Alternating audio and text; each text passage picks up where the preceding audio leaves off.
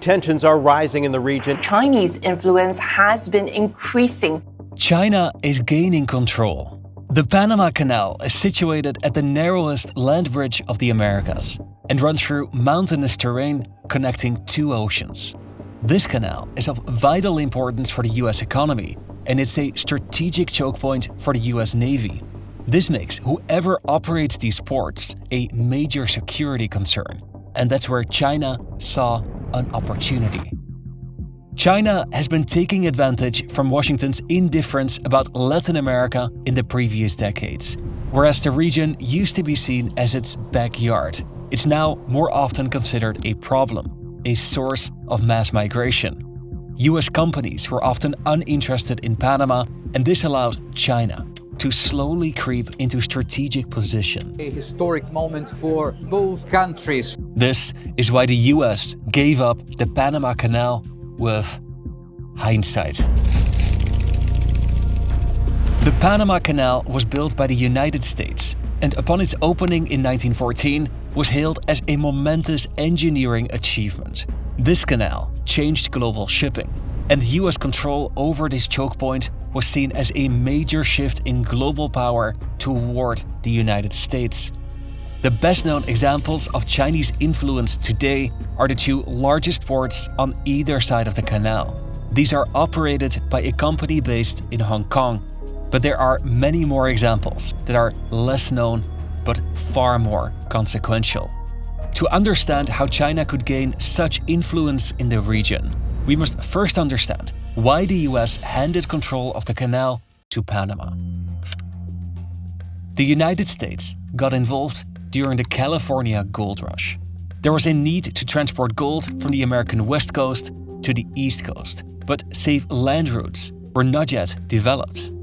The US made a deal with Colombia, of which Panama was a province, to build a railroad, which for years became the preferred route for shipments to the east. A few years later, the French tried to build a canal, but failed, and the Americans were trying to negotiate a deal with Colombia to take over the project.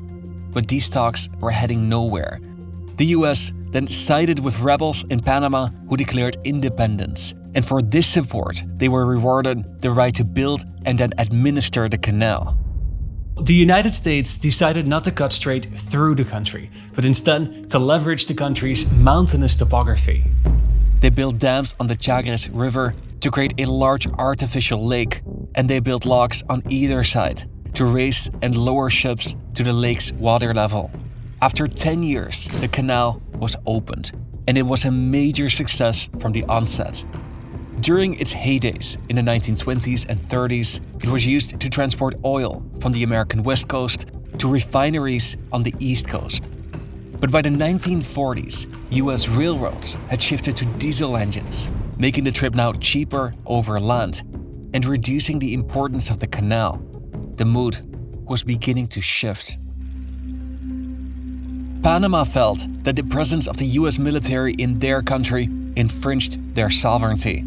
The US didn't allow the Panamanian flag to fly in the canal zone, and this became a contentious issue that escalated into full-blown anti-American rioting. US police fired at protesters, killing almost 24 Panamanians.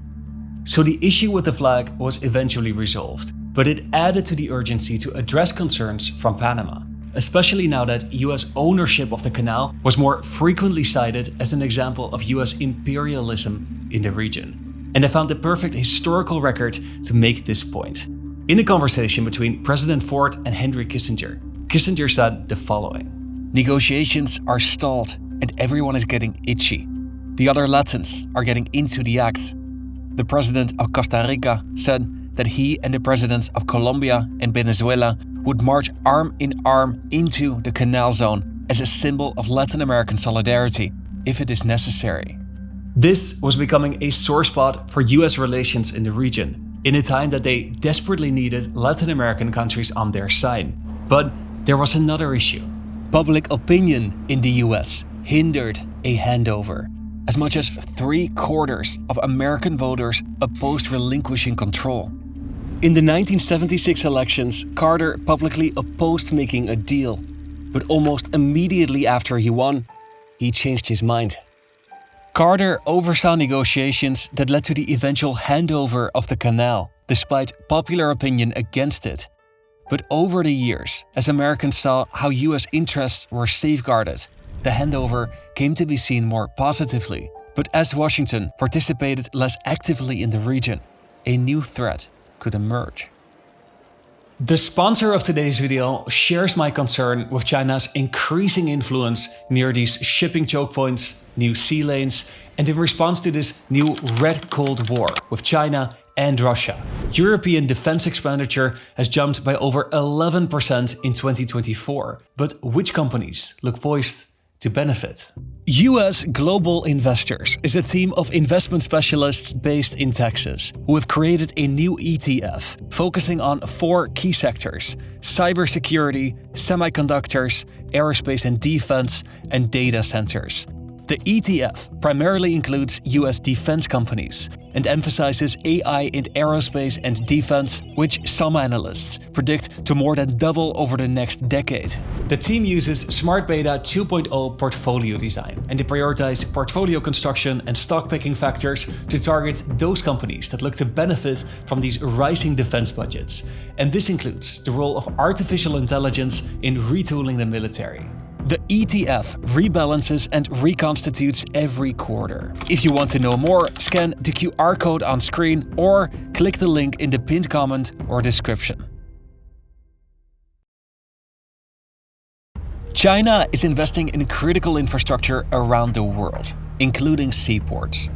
I found this one study from the Council on Foreign Relations called Tracking China's Control of Overseas Ports.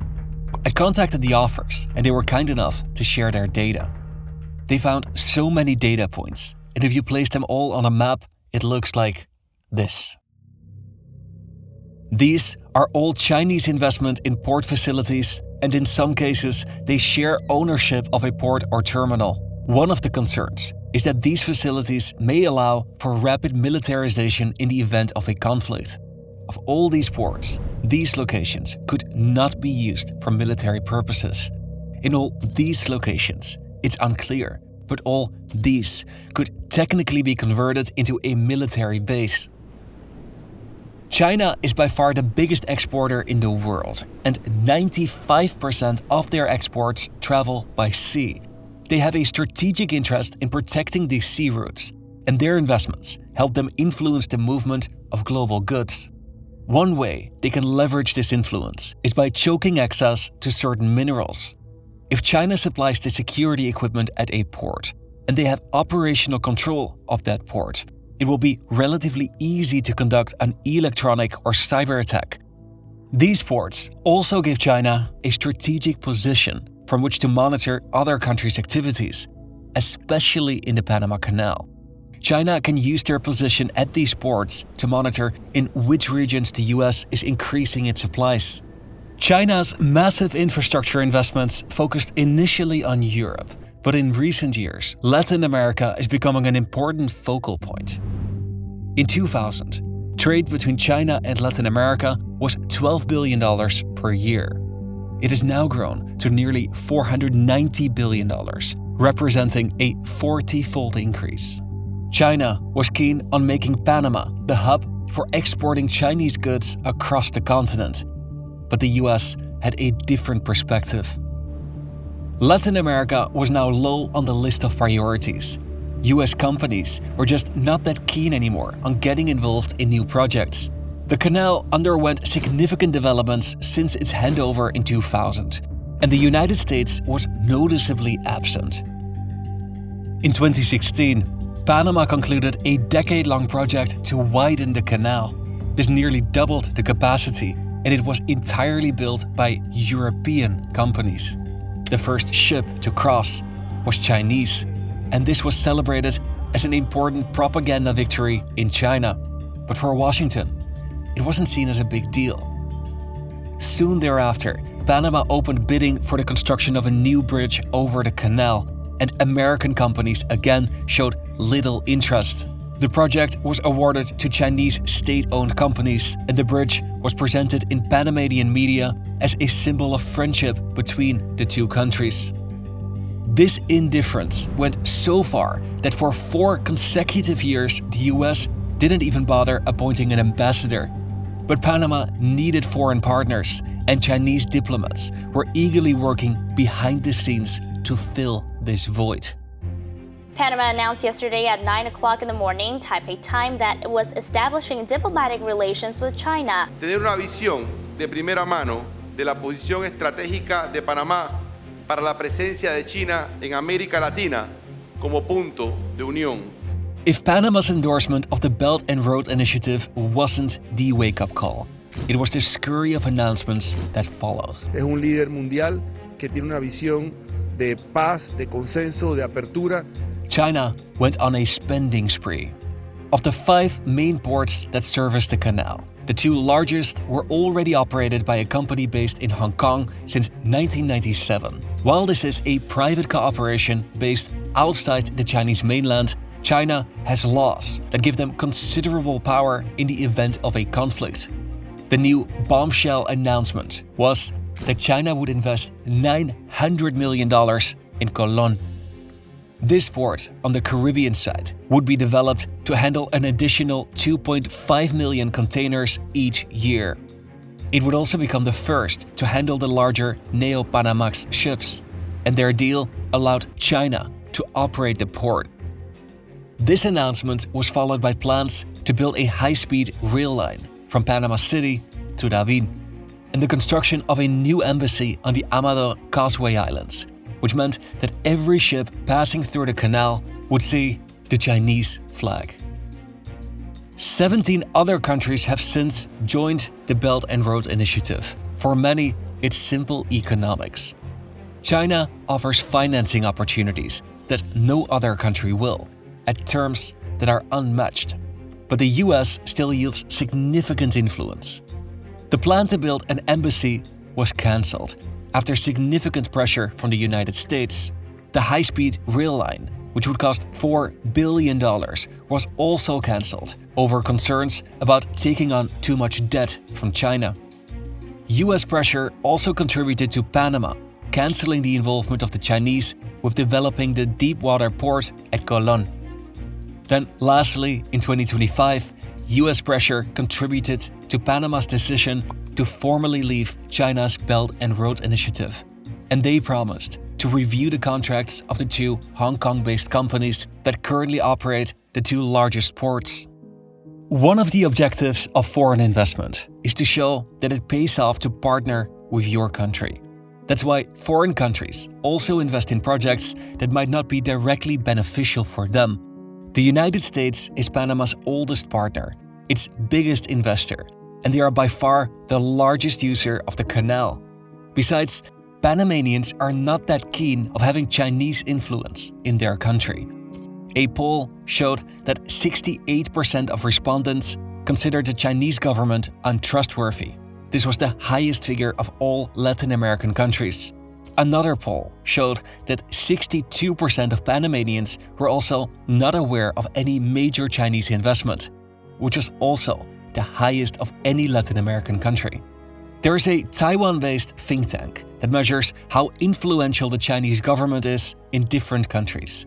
They published an updated list in which, after Chile, Panama ranked the highest in Latin America. But despite the investment of hundreds of millions of dollars in efforts to control the narratives of the media, the Chinese are struggling to change public opinion. Despite everything, the United States has the upper hand if they're willing to invest in this relationship. Here are 2 more videos for you to consider for your next watch.